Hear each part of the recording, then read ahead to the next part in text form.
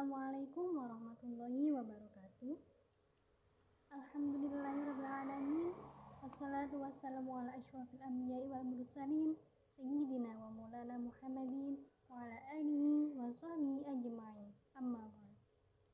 Perkenalkan, saya Nibros Alfi Najah, Prodi Pendidikan Agama Islam dengan NIM D912191138.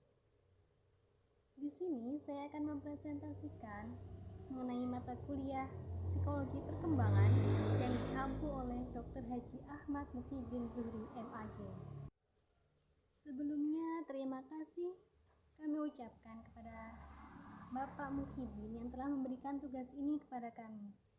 Di sini, saya akan mempresentasikan mengenai pengertian psikologi perkembangan, manfaat psikologi perkembangan, ruang lingkup psikologi perkembangan, dan juga metode psikologi perkembangan.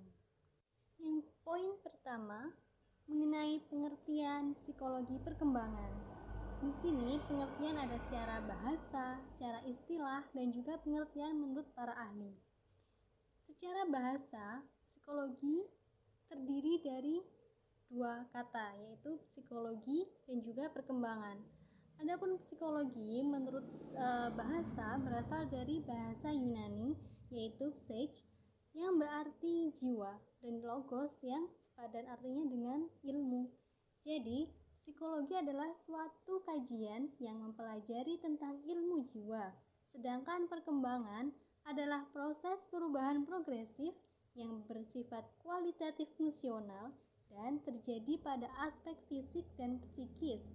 Nah, sedangkan secara istilah, psikologi perkembangan adalah suatu ilmu yang merupakan bagian dari psikologi yang membahas tentang gejala jiwa seseorang, baik menyangkut perkembangan atau kemunduran perilaku seseorang sejak masa konsepsi hingga dewasa. Kemudian, psikologi menurut para ahli. Di sini ada 3 ahli yang saya ambil, yaitu menurut J.P. Chaplin, menurut Desmita, dan menurut Werner. Yang pertama, menurut J.P. Chaplin, psikologi perkembangan adalah cabang dari psikologi yang mempelajari proses perkembangan individu, baik sebelum maupun setelah kelahiran, berikut kematangan perilaku. Kemudian, menurut Desmita, psikologi perkembangan adalah cabang dari psikologi yang mempelajari secara sistematis perkembangan perilaku manusia secara ontogenetik, yaitu mempelajari proses yang mendasari perubahan-perubahan yang terjadi dalam diri, baik perubahan dalam struktur mental manusia sepanjang rentang hidupnya yang biasanya dimulai sejak konsepsi hingga menjelang mati.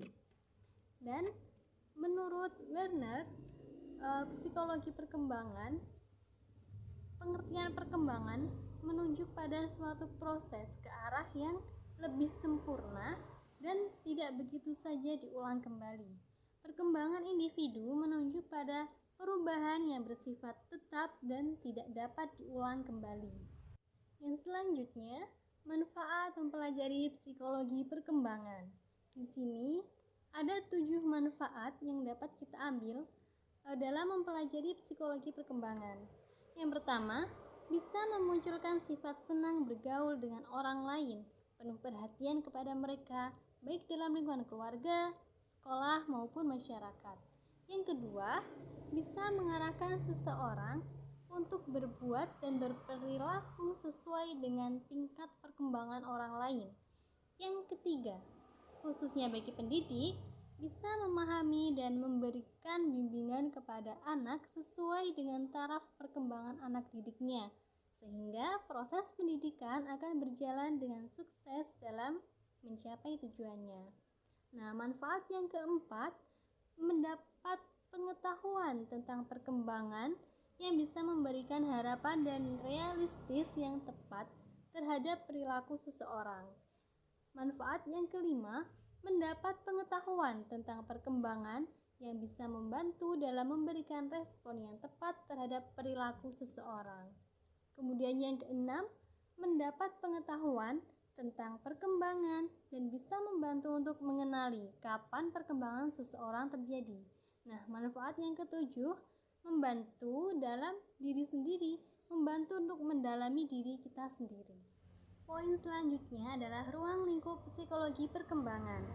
Di sini ada 8 masa. Yang pertama, masa pranatal. Masa pranatal ini dimulainya perkembangan seseorang. Itu dimulai pada masa pembuahan hingga kelahiran.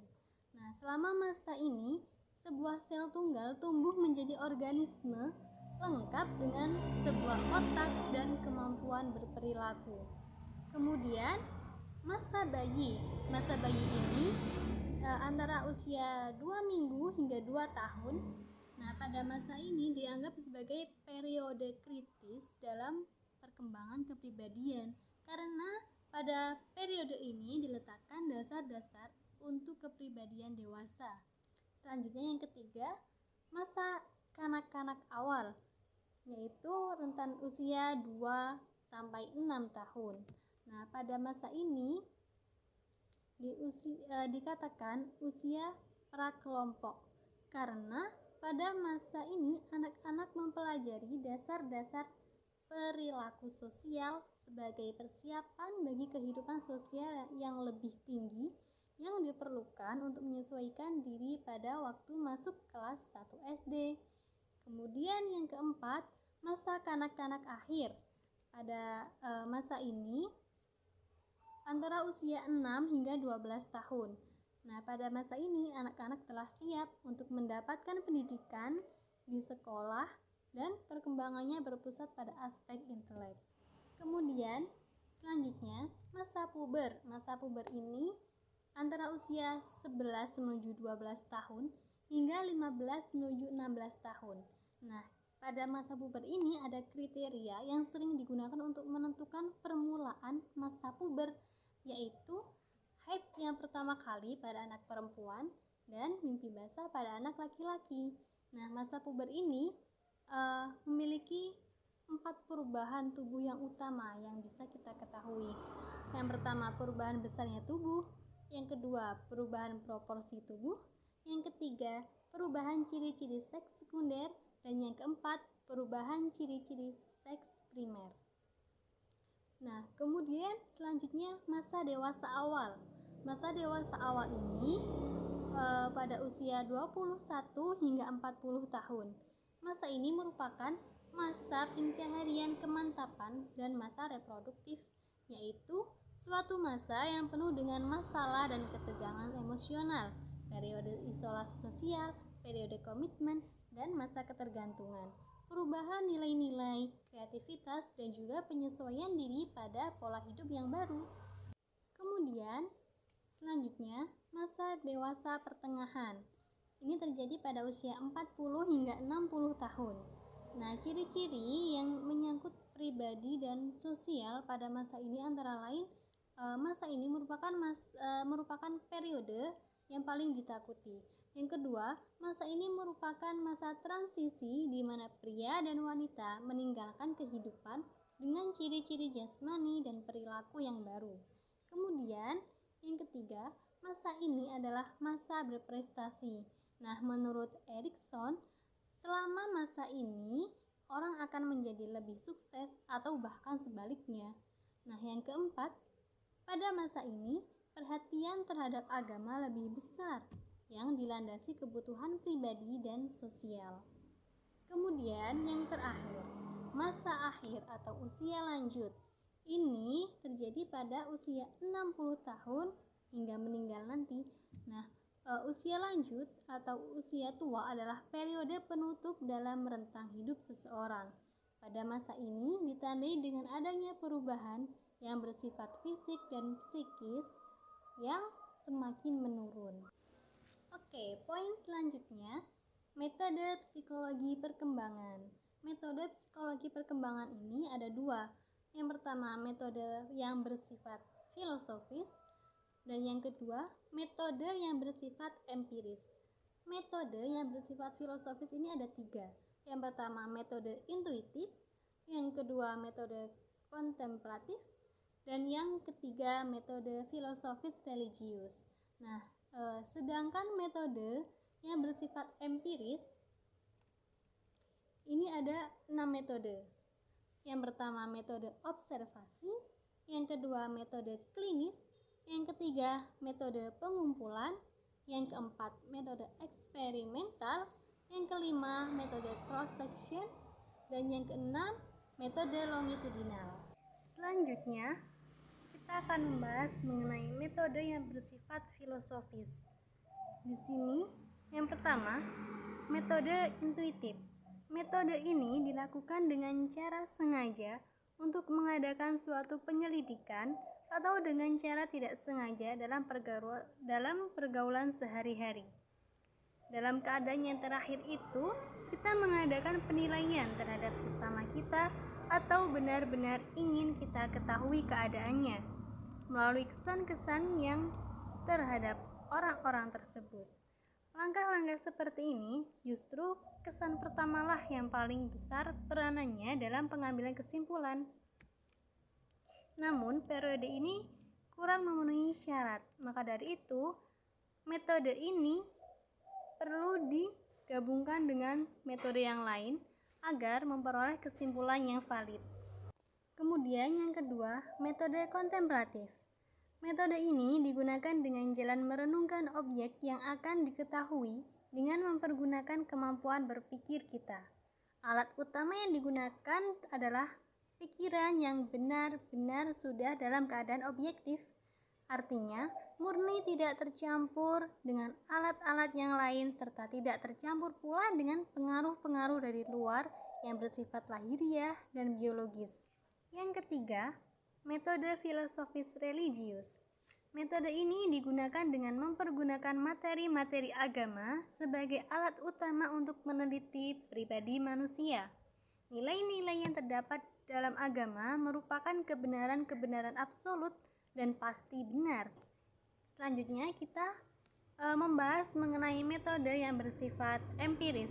Di sini yang pertama ada metode observasi. Pada dasarnya, metode ini adalah metode yang paling dasar dilakukan dari semua metode yang ada, yakni mengadakan pengamatan secara cermat dan sistematis serta membutuhkan adanya keluasan tertentu. Introspeksi atau retrospeksi merupakan penyelidik ini melihat kembali peristiwa-peristiwa kejiwaan yang telah terjadi dalam dirinya sendiri, bukan apa yang sedang terjadi. Kemudian yang kedua, introspeksi eksperimental, yaitu suatu metode introspeksi yang dilaksanakan dengan mengadakan eksperimen-eksperimen secara sengaja dan dalam suasana yang dibuat. Kemudian yang ketiga, ekstrospeksi, yaitu suatu metode dalam ilmu jiwa yang berusaha untuk menyelidiki atau mempelajari dengan sengaja dan teratur gejala-gejala jiwa sendiri dengan membandingkan gejala jiwa orang lain dan mencoba mengambil kesimpulan dengan melihat gejala-gejala jiwa yang ditunjukkan dengan mimik dan atau mimik orang lain. Setelah metode observasi, sekarang yang kedua yaitu metode klinis. Arti kata klinis adalah klein yang artinya tempat tidur, klino yang artinya berbaring, dan klinik yang artinya lembaga untuk meneliti dan menyembuhkan penyakit. Nah, maka dari itulah disebut dengan metode klinik, yaitu nasihat dan bantuan kedokteran yang diberikan kepada para pasien oleh ahli kesehatan. Selain metode klinis, yang ketiga merupakan metode pengumpulan. Metode pengumpulan ini untuk menyelidiki gejala-gejala kejiwaan dengan cara mengumpulkan sebanyak-banyaknya, kemudian membandingkannya dan mengambil kesimpulan-kesimpulan yang bersifat umum. Metode pengumpulan ini terbagi menjadi 3 bagian. Yang pertama, angket. Yang kedua, metode riwayat hidup atau biografi. Dan yang ketiga, metode pengumpulan bahan-bahan. Yang pertama, angket. Angket ini dilakukan dengan penyelidikannya itu dengan memberikan daftar pertanyaan mengenai gejala-gejala kejiwaan yang ditunjukkan kepada sejumlah masyarakat, sehingga berdasarkan jawaban yang diperolehnya dapat diketahui keadaan jiwa seseorang atau sekumpulan orang tersebut. Nah, angket ini menurut cara mendapatkan jawaban terbagi menjadi dua. Yang pertama, angket langsung, dan yang kedua, angket tidak langsung. Angket langsung merupakan angket yang jawabannya dibuat sendiri oleh orang-orang yang diselidiki. Angket ini mendapatkan hasil yang sebaik-baiknya karena jawabannya berdasarkan introspeksi yang dilakukan oleh yang diselidiki. Kemudian yang kedua, angket tak langsung. Angket tak langsung ini merupakan angket yang dijawab oleh seseorang mengenai keadaan orang lain. Misalnya, guru menjawab pertanyaan-pertanyaan tentang muridnya, dokter menjawab tentang pasiennya, dan yang lain sebagainya. Nah, sedangkan menurut luas objeknya, angket terbagi menjadi dua juga. Yang pertama, angket umum, yang kedua, angket khusus. Angket umum merupakan angket yang tujuannya untuk memperoleh gambaran selengkap-lengkapnya mengenai jiwa seseorang. Nah, sedangkan angket khusus merupakan angket yang bertujuan untuk memperoleh gambaran-gambaran khusus mengenai satu hal saja. Selanjutnya, metode riwayat hidup atau biografi. Metode riwayat hidup adalah metode untuk menyelidiki gejala-gejala kejiwaan dengan jalan mengumpulkan riwayat hidup sebanyak-banyaknya, baik yang ditulis sendiri maupun yang ditulis oleh orang lain. Dalam penyelidikan ini, buku-buku harian dan kenang-kenangan besar sekali faedahnya. Nah, kemudian yang ketiga, metode pengumpulan bahan-bahan. Metode pengumpulan bahan-bahan ini dilakukan dengan cara mengumpulkan permainan-permainan, gambar-gambar, karangan-karangan, dan yang lain sebagainya. Selanjutnya, metode eksperimental. Metode ini dilakukan dengan sengaja untuk menimbulkan gejala-gejala kejiwaan yang nantinya akan diselidiki. Nah, metode eksperimental ini ada dua. Yang pertama, eksperimen, dan yang kedua, tes. Eksperimen merupakan pengamatan secara teliti dalam waktu tertentu untuk mempelajari gejala-gejala yang ditimbulkan dengan sengaja untuk menentukan sifat-sifat yang ditimbulkan dengan gejala-gejala kejiwaan manusia. Kemudian, tes. Tes ini merupakan percobaan yang dilakukan dengan mengajukan pertanyaan-pertanyaan yang harus dijawab atau perintah-perintah yang harus dikerjakan untuk mendapatkan gambaran tentang kejiwaan seseorang atau segolongan orang. Metode yang kelima adalah metode cross-section. Metode ini dilakukan dengan cara meneliti seseorang atau sekelompok anak yang setaraf dalam waktu tertentu untuk selanjutnya hasilnya akan dibandingkan atau disilangkan dengan anak setaraf lainnya dan kemudian disimpulkan sebagai wujud hasil akhir penelitian. Yang keenam, metode longitudinal. Nah, metode longitudinal ini dilakukan dengan cara meneliti seseorang atau beberapa orang anak tertentu dimulai dari dalam kandungan sampai lahir hingga dewasa tanpa diadakan cross atau silang. Sekian presentasi dari saya, semoga bermanfaat. Wassalamualaikum warahmatullahi wabarakatuh.